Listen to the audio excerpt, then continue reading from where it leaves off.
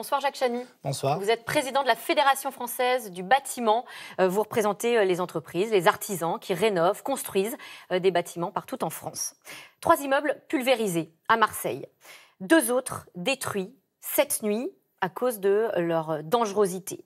Et puis enfin, à Charleville-Mézières, un immeuble qui s'effondre hier soir. On le voit là. C'est très impressionnant. Jacques Chanu, 6 personnes sont mortes sous les décombres à Marseille. Comment en France, au XXIe siècle, on peut encore assister à de telles scènes de chaos? Oui, d'abord, je crois qu'il faut avoir une pensée pour ces 6 personnes, mais aussi pour tout l'ensemble du quartier qui est traumatisé. On a vu les images qui sont impressionnantes du choc que cela provoque. Ce qui est d'autant plus inacceptable, c'est que nous pensons que c'est évitable, ce genre de choses. C'est-à-dire qu'un effondrement d'immeuble n'arrive pas par hasard. Il n'y a pas une fatalité par rapport à ça. Il y a des explications techniques. Et la plupart du temps, c'est une explication de non-entretien. Il peut y avoir une erreur de conception, mais pas au bout de 200 ans. Et ce sont des immeubles qui avaient 200 ans. Mais quand on sait comment étaient construits ces immeubles, c'est-à-dire un mélange de pierre calcaire et de bois, ça nécessite un entretien assez spécifique. En fait, ce qu'il faut, c'est éviter qu'il y ait de l'eau qui rentre dans ces structures, parce que l'eau est le pire ennemi.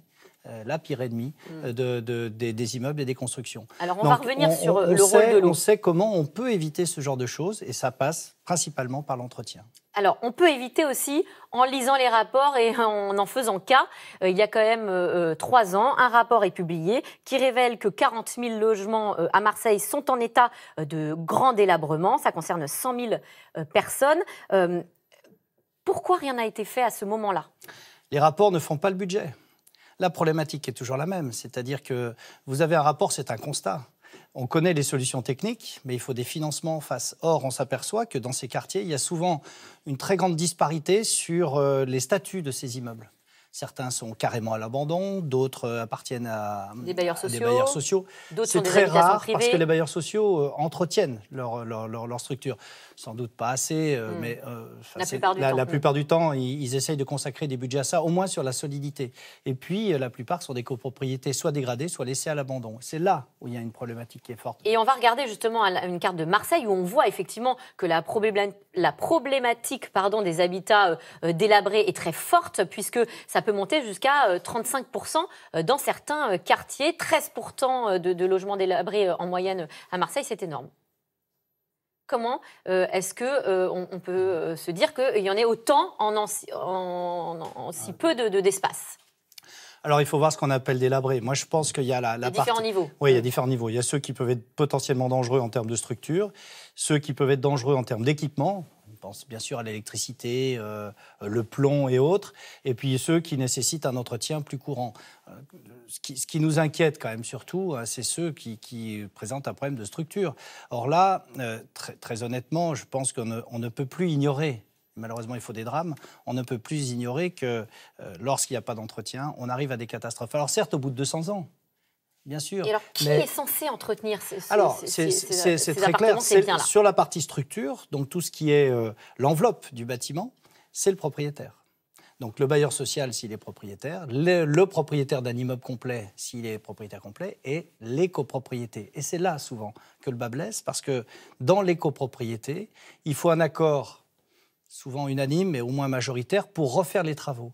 Or, certains propriétaires ne veulent pas ou ne peuvent pas faire des travaux qui sont lourds. Reprendre un immeuble qui a 200 ans en termes de structure et surtout d'étanchéité, ça coûte beaucoup d'argent.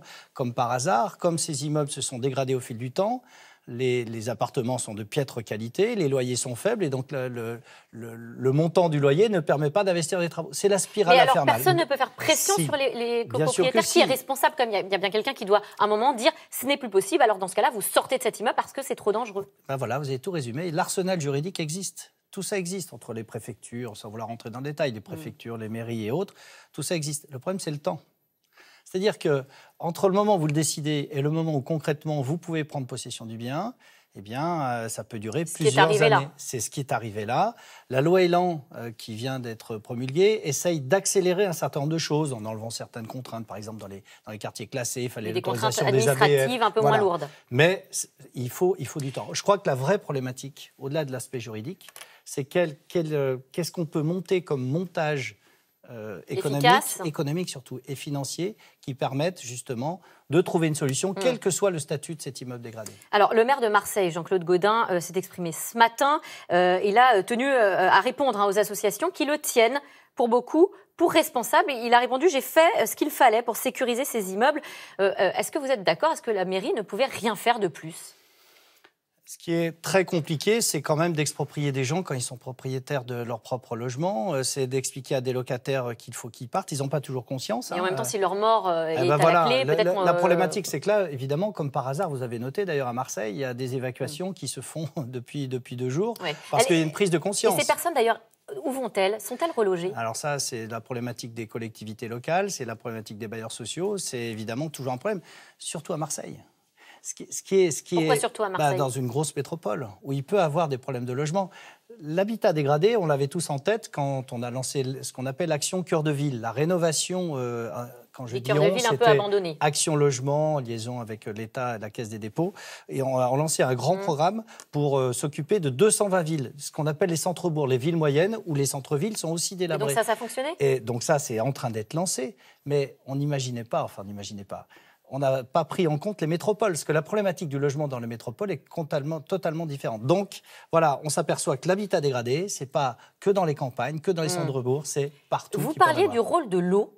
Est-ce que l'eau peut suffire à créer de telles catastrophes? Oui. Très clairement, ce qui est prioritaire, c'est d'éviter que l'eau rentre dans le bâtiment. Là, elle a probablement été en cause. Je ne sais pas, je ne connais pas le dossier, mais quand vous avez de l'eau sur de la pierre calcaire, ensuite ça gèle, alors Marseille peut-être moins, mais ça rentre dans les structures bois, vous imaginez les dégâts que ça fait au bout d'un certain temps. Il y a des similitudes avec ce qui s'est passé au pont de Gênes, absolument, qui s'est écroulé, on parlait d'infiltration. Voilà, et donc là, c'est un autre problème, c'est que l'eau rentre et attaque les ferrailles, et donc entame la structure. Mais l'eau est le pire ennemi de l'entretien des bâtiments, donc au moins, il faut les mettre hors d'eau. Alors, les mettre hors d'eau, j'imagine qu'il y a d'autres solutions à imaginer, à mettre en place. Vous parliez évidemment de la complexité administrative. Est-ce qu'il y a d'autres choses auxquelles, quand même, on peut penser pour protéger les habitants et la qualité des immeubles? Je pense qu'il y a une certaine vigilance à avoir. Il y a une culture à donner un peu aux locataires et aux propriétaires de vigilance, par exemple sur les fissures.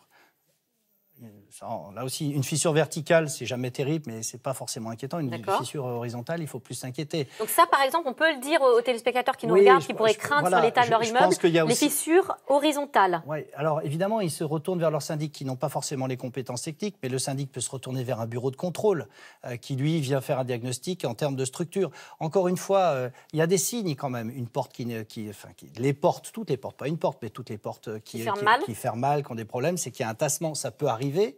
Ce n'est pas forcément toujours inquiétant, mais ça doit être un signe un peu de déclencheur.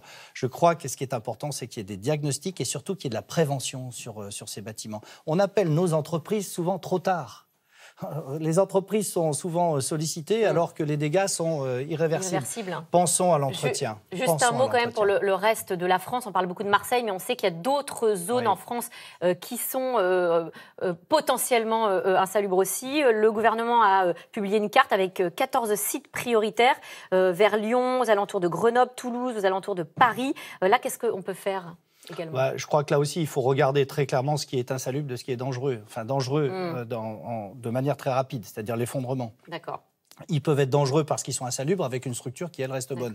Il y a autant de dossiers que de cas. Encore une fois, il faut faire appel à des professionnels qui font un diagnostic et qui peuvent accompagner, renforcer avant que la catastrophe arrive. Jacques Chanu, une dernière question très rapidement pour ceux qui habitent à côté, proche, collé d'un immeuble insalubre, mais pour qui l'immeuble, pour le coup, est en bon état. Qu'est-ce qu'ils peuvent faire ? Pas grand-chose.